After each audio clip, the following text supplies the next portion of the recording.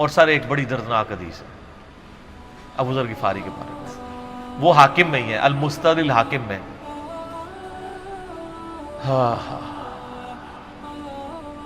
غزوہ تبوک آپ کو پتا ہے ایک ایسا غزوہ تھا جس میں جو شرکت نہیں کرے گا وہ منافق ڈکلیئر ہوگا، قرآن میں فتویٰ آ گیا تھا۔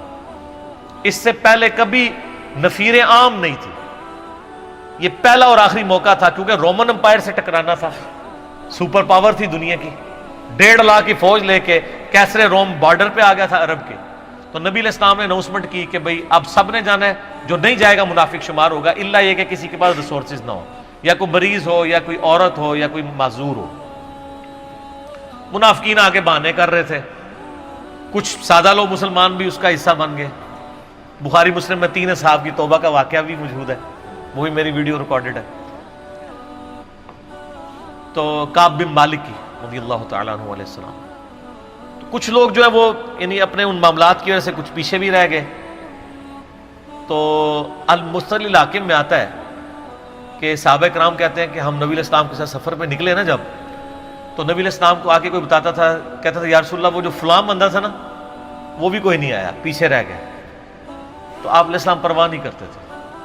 پھر بتایا گیا یا رسول اللہ وہ بھی کوئی نہیں، یعنی جڑے نعرے مارتے سن اچے اچے، جدو ایتھے کسی کو دسایا جائے گا سر وہ تہاڈا پکا جڑا یار ہے بیلی وہ بھی کوئی نہیں جائے، تو حضور علیہ السلام کو لوگ نا فیڈ بیک دیتے یا رسول اللہ وہ بھی غائب ہے، وہ بھی نہیں آیا۔ اب 30,000 کے لشکر میں آپ نے کوئی ریکارڈ تو نہیں رکھا تھا، رجسٹر تھا، لیکن کدھر 30,000 بندوں میں کدھر کوئی رکھ سکتا ہے صاحب اس طرح، یا رسول اللہ وہ بھی رہ گیا، وہ بھی۔ تو حضور علیہ السلام کہتے ہیں ٹھیک، آپ فرماتے تھے اللہ چاہے گا تو آ جائے گا، نہیں آئے گا تو نہیں آئے۔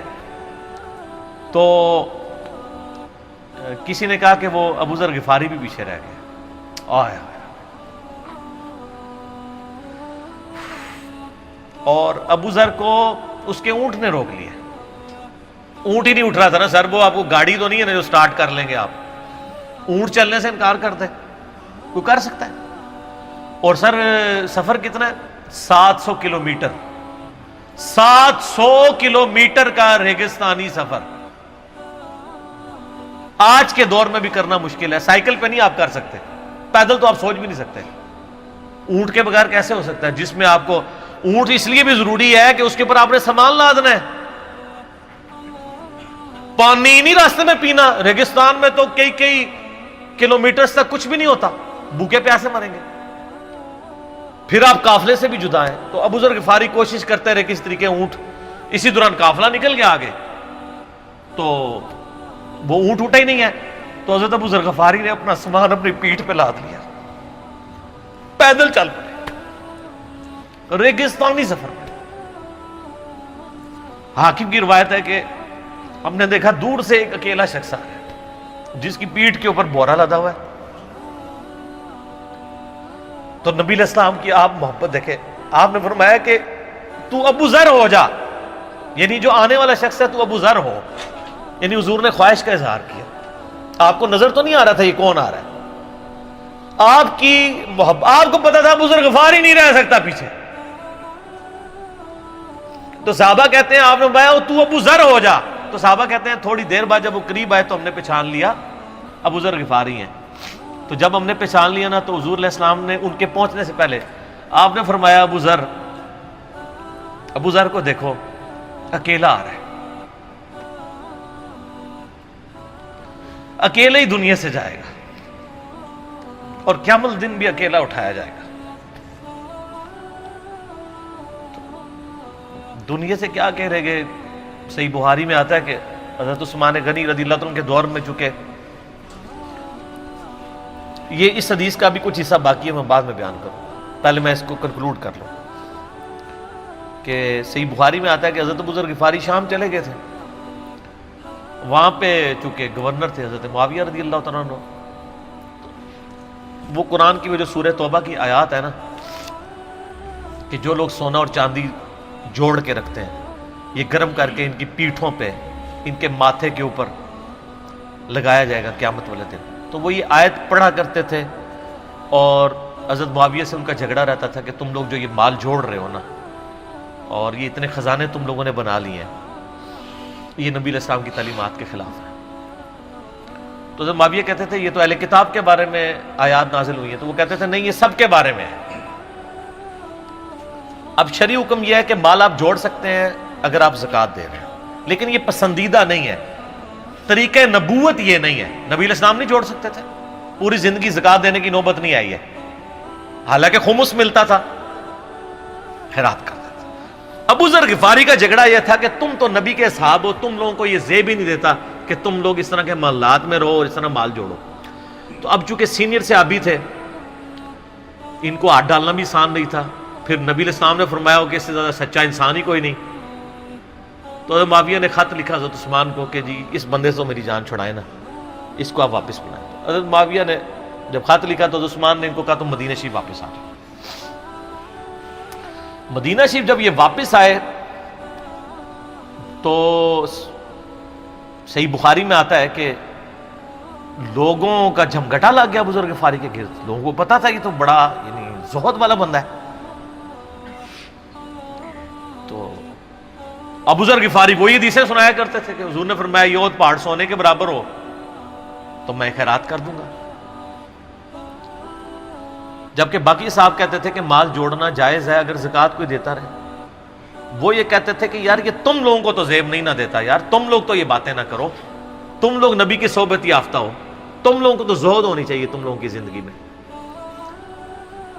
اب لوگوں کا ہجوم ان کے گرد لگ گیا، اور پھر حضرت عثمان نے ان کو خلیفہ وقت بلایا اور کہا کہ یار تو خود ہی مدینہ شریف چھوڑ کے یہاں سے چلا جا، تیری وجہ سے فتنہ کھڑا ہوا ہے۔ تو حضرت عثمان نے کہا میں نے تو نبی علیہ السلام سے سنا تھا کہ گمرانوں کی اطاعت کرنا، صبر کر لینا۔ تو ایک زبدہ نامی کا ایک گاؤں تھا مدینہ شریف کے پاس، شہر سے ہٹ کے، تو وہ پھر وہاں پہ ہجرت کر گئے۔ آپ دیکھیں ریونج کیسا تھا، لوگ کتنے ڈرے ہوئے تھے کہ ابو ذر اپنی بوڑھا شخص 80-90 سال کا بابا اپنی ایک بڑھیا بیوی کو لے کے اس عمر میں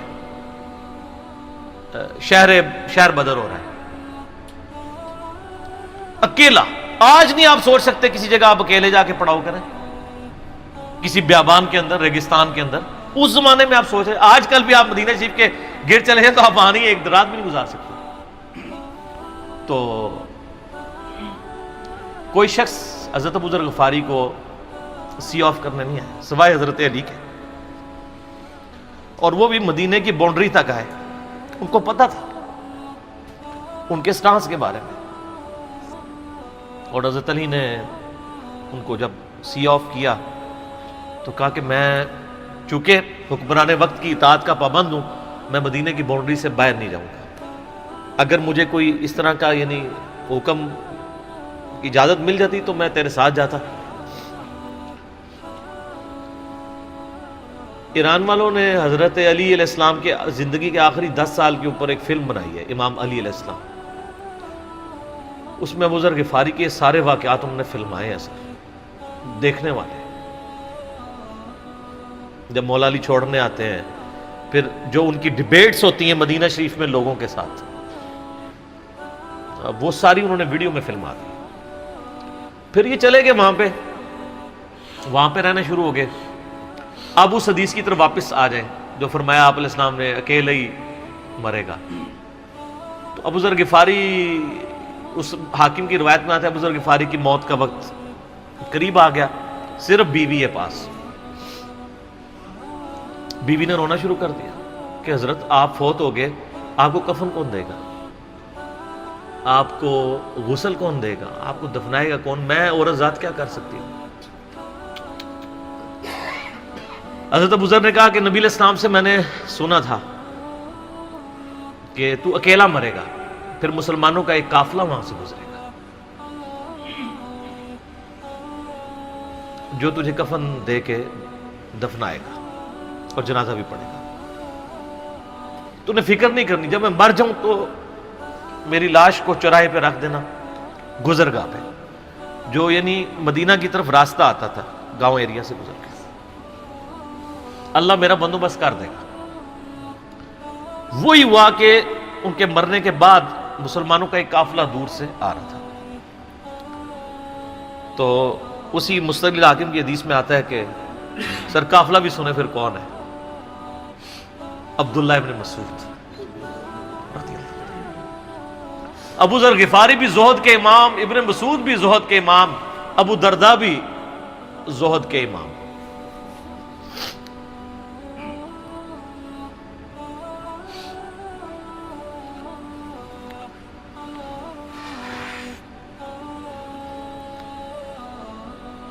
ابن مسعود رضی اللہ تعالیٰ عنہ جب وہاں پہ رکے، ان کو تو نہیں پتا تھا یہ کون ہے. تو انہوں نے کہا بی بی کیا وہ؟ ان کا میرا خامند مر گیا ہے. ان کا یہ کون ہے؟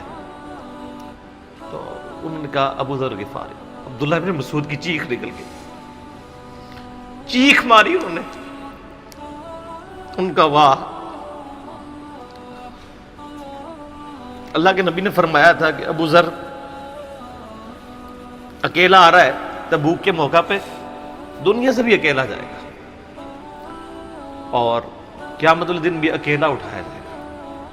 یعنی اب اسی سرزمین سے ہی اس نے اٹھنا ہے نا، ہر بندے نے اپنی قبر سے اٹھنا ہے. یعنی وہ مسلمانوں کے قبرستان میں بھی دفن نہیں. ایک یہ جو مزار کی رٹ لگائے پھرتے ہیں، میں ان سے پوچھتا ہوں تمہارے بابوں کی کیا اوقات ہے؟ ابو ذر غفاری کا مزار دکھاؤ کدھر ہے. جو اس روئے ارض پہ نیلی چھتری کے نیچے سچا ترین انسان جس کو اللہ کے نبی کہہ رہے ہیں، اس کا کوئی مزار نہیں ہے. غریب المتنی میں مرا ہے، اس کی قبر بھی ایسی جگہ ہے جہاں مسلمانوں کے پاس قبریں بھی کوئی نہیں ہے. ایک ریگستان میں اکیلی قبر ہے، اس قبر کا بھی کسی کو نہیں پتا، اس پہ کوئی مزار بھی نہیں ہے، اور قیامت الدین بھی اکیلا اٹھایا جائے گا. یعنی قیامت تک وہاں پہ کوئی قبرستان بھی نہیں بنے گا. ظاہر نبی علیہ السلام کی یہ بھی خبر ہے، تو کیا وہ ناکام ہو گیا اگر مزارات ہی دلیل ہے کامیابی کی؟ تو عبداللہ ابن مسعود رضی اللہ تعالیٰ نے ان کو غسل دیا، کفن دیا اور دفنا دیا. یہ پوری ڈیٹیلز آپ کو المستدل حاکم میں مل جائیں گی. تو ابو ذر غفاری ان چند شخصیات میں سے ہیں جن میں پوری امت کا اتفاق ہے ان کی نیکوکاری کے اوپر. شیعہ بھی ان کو بہت رسپیکٹ دیتے ہیں، اہل سنت بھی دیتے ہیں، صوفیاء کے ہاں بھی ان کو امام مانا جاتا ہے زہد کی وجہ سے. آپ تصوف کی جتنی کتابیں پڑھیں، چاہے امام غزالی کی ہوں، رسالہ قشیریہ پڑھیں، اور لوگوں کو بھی پڑھنا شروع کریں، تو ابو ذر غفاری آپ کو زہد کے امام کے طور پہ ملیں گے کہ ان کی زندگی میں یعنی یہ زہد تھا کہ انہوں نے کس طرح کی زندگی گزاری ہے. سر لوگ مجمع میں مرتے ہیں، ان کو یاد کوئی نہیں کرتا، اور ابو ذر غفاری کو آج بھی دنیا یاد کر رہی ہے، ہم بھی یاد کر رہے ہیں رضی اللہ تعالیٰ عنہ علیہ السلام. اللہ تعالیٰ قیامت والے دن ہمیں ایسے نیکوکار لوگوں کا ساتھ نصیب فرمائے. آمین ثم آمین.